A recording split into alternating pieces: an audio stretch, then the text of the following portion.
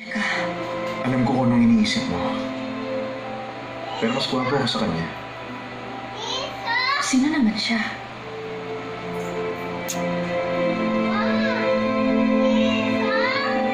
Siya yung lalaki na umibig sa isang sirena.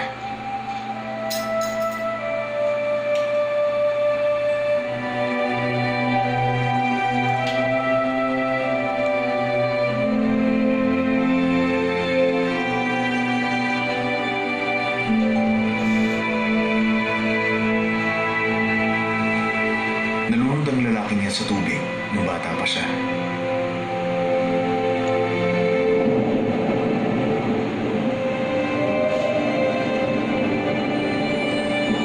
Iniligtas ng sirena ang buhay niya. Simula nung madalas na sila magkita at minahal nila ang isa't isa. Pero kinasal sa ibang babae yung lalaki. Noong unang gabi ng kasal nila, umalis at iniwan ng lalaki yung asawa niya. Alam ng lalaki na magpapakita ulit sa kanya ang sirena para sagipin siya sa pagkalunod.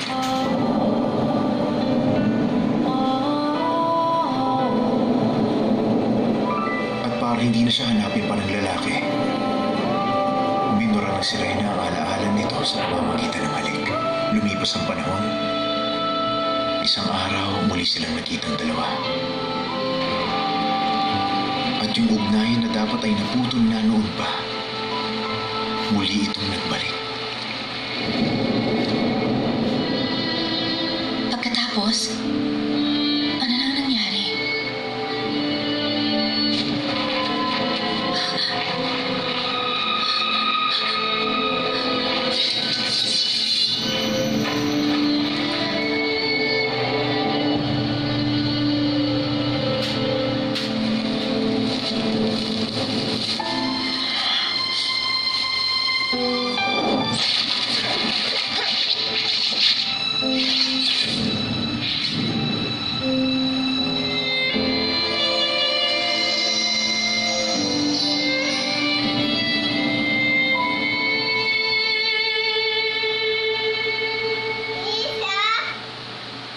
Ano nang nangyari? Isa! Ade! Isa! Photo. Ade! Sabi mo sasabihin mo kung ano yung mauulit. Photo. Punto lang! Silang dalawa.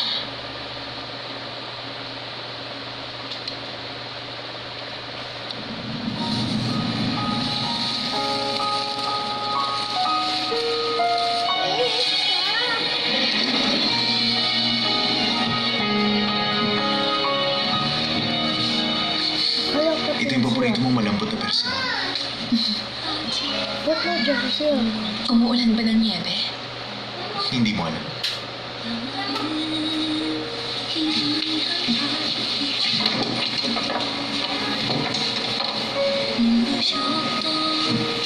기억 속에 그 사람 어렴풋이 생각이 나네요. 바람에 흩날리는 꿈이네. 따뜻한 그대 향기를 느끼고 스쳐 지나간 듯한 Silang 짧았던 dalawa. 하루뿐이 Nabuhay na masaya. 이제 Hindi sila nagkasakit. Walang nalakit sa kanila. Nagkaroon sila ng maraming anak at napalaki nila ng mabuti. Lang. 함께 Naging masaya ang pagsasama nilang dalawa at magkasama silang tumanda. ganun ba? Oo, yun ang nangyari. Yun ang kwento na nakita ko.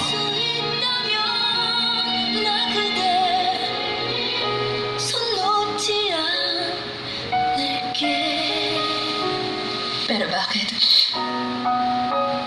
Naiiyak ako ng ganito.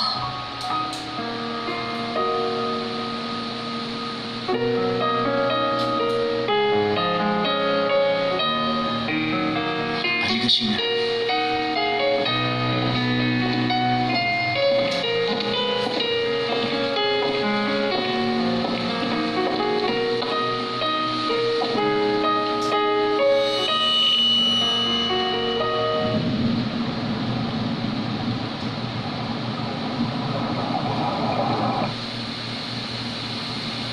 Nakita rin nila tayo sa panaginip nila.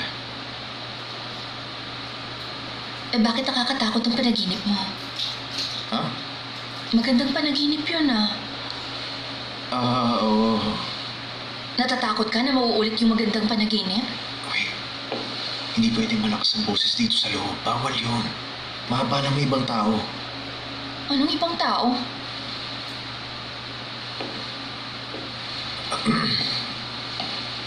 O bakit? Anong kinakatakot mo?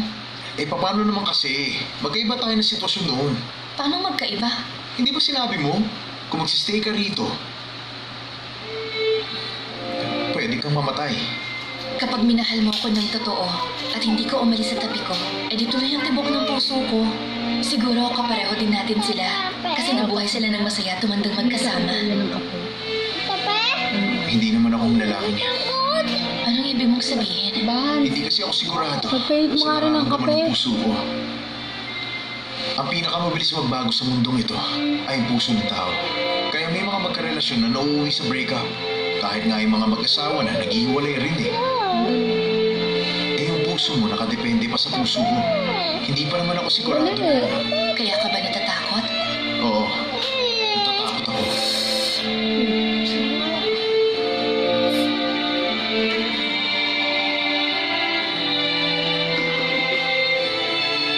Bakit? Unfair naman yon. Naririnig mo puso ko pero puso mo di ko naririnig. Eh bakit mo naman kailangan pang marinig ang puso ko? Eh ako yung tipo ng taong totoo lang ang sinasabi. Teka naman, JP. Kaya ako Kahit di ka nakakatuwa magsalita, sa inyo. maririnig kita. This is my falling. Come to surround.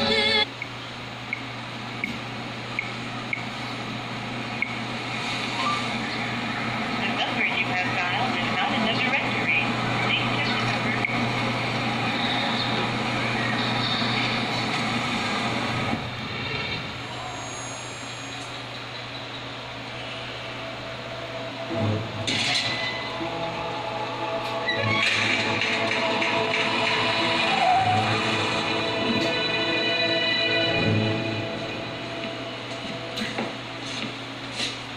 May maganda akong idea. Gawin natin yun, Andre. Hmm? Ayoko na kasing maging problema mo ko at matakot ka nang dahil sa akin. So ano? Burahin natin yung kahapon lang. Ano? Kasi kung buburahin natin yung kahapon sa isip mo, makakabalik na ulit tayo sa dati, di ba? Hindi ka na mamamroblema sa akin at saka matatakot. Ano ba yung sinasabi mo? Kaya kong gawin yun. Kukontrolin ko lang mabuti ang lakas ko. Tingin ko magagawa ko yun ng tama. Ano ba magagawa ng tama? Mahirap kasing gawin pag hindi sa tubig at kulang na rin ang lakas ko dahil medyo matagal na ako dito. Gagawin kong best ko, Basta dahan-dahan lang natin gawin. Siguro mga 1 araw o kalahating araw, okay? Ano ba sinasabi mo dyan? Tingin mo nga ako. Basta pikit mo lang mga mata mo at sumunod ka sa akin. Ito ibibigit ang mga mata ko. Hindi yun masakit. Wala akong mararamdaman. Teka, huwag ka lalapit sa akin. Ano ba? Wala akong mararamdaman. Magtiwala ka sa akin.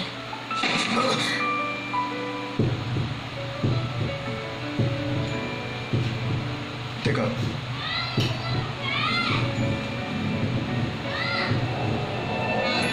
Uy, ano ba ginagawa mo, ha? Uy! Ano ba, Sheena? Sandali lang. Teka.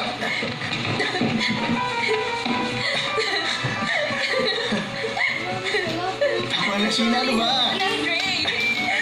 Ay! Ang ginagawa nilang dalawa, naghabulan kaya sila. Uy, ano ka ba? Kahapon mo, makaiyak siya parang wala nang bukas, parang mabibiyak ang lupa at parang babahan ng luha. Sige na, pumayag ka na. Ay, sana maging maayos ng lahat para hindi ko na nakikita ang mga nakakakilabot na bagay. Sige na, kalahating araw lang.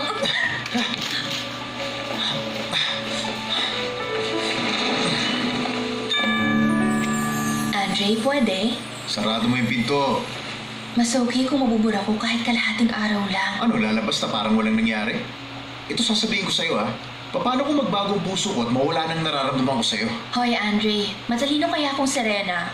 Tingin mo makakarating ako dito para lang sundan ng tao mabilis magbago ng isip? Noong unang kita ko pa lang sa'yo, alam ko na kaagad na you're the man. Ang lalaking karapat-dapat para sa aking pagmamahal. Sabi mo may problema yung mata mo. Ay, may problema talaga ang mata ko. Wala naman kasi akong alam nung uni. Buong buhay ko nasa tubig ako at first time ko dito sa lupa, kaya ano bang alam ko? Tapos si Andre ang unang lalaki. Sabi mo, pumunta ka rito kasi the best ako. At ang akala mo, ako lang ang gwapo sa buong mundo. Akala ko pa naman siya ang pinakagwapo sa buong mundo. Ang dami ko namang napapanood ng gwapo sa TV. Rinig na rinig ko kaya sa'yo yun. Narinig mo pala? Minsan talaga kung ano-anong nasasabi mo kapag galit ka. Eh, ikaw nga nagpanggap na wala kang naririnig kahit na naririnig mo naman lahat. Okay, sige. Alam ko na. Burahin na rin natin ang pangyayaring yon para mas maganda, ha? Narinig mo magsasalita ako na Teka, hindi ko alam at hindi ginagawa mo? maganda yon. Na. Siguro mas maganda kung mga isang linggo na yung burahin ko, no? Okay, sige. Ano, gusto mo bang pumunta sa East Sea? O kaya, ibibili kita ng plane ticket? Ipapunta na Boracay? Maganda ang lugar na yun at masarap ang tubig. Pwede kitang dalaw-dalawin doon. Makikita kita habang nagsisurf ako. Sige na, wala na akong gagawin. Mag-holding hands lang tayo. Seryoso ko, Andre. Wala akong gagawin sa'yo. Matutulog lang ako nakahawak sa kamay mo. Wala ka bang tiwala? Oo, wala talaga. Hindi talaga siya maniwala. Naririnig kita. Ano pang klase ka talaga? Ikaw dapat yung sirenang inosente at walang alam pero marunong ka na magsinungaling. Sinabi ko naman sa'yo, magbasa ka ng fairy tales pag wala kang ginagawa. Yung mga ninuno mo na nandun, hindi mo kasi kulit. Asus. Wala ka talagang gagawin sa akin? Oo, promise.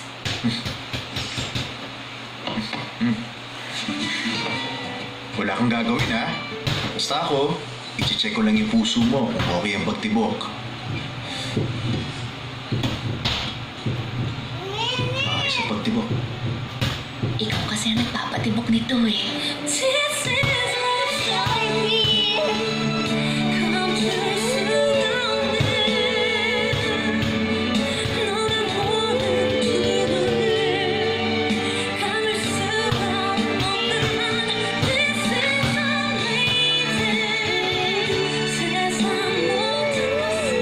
Ngayong Martes, walang hindi kakayanin. May dahilan ako kung bakit ako nanahimik ng matagal. Yun ay dahil sa iyo kung masaktan ang anak kong si Andre. Walang hindi gagawin Pero ngayon, wala nang makakapigil sa akin. para sa pag-ibig. Alam mo, ito yung isang bagay na hindi ko magagawa ng kasama ka. Maglakad habang umuulan. Walang hindi mo kayang gawin. Hintayin mo ako rito. Isuot mo yan.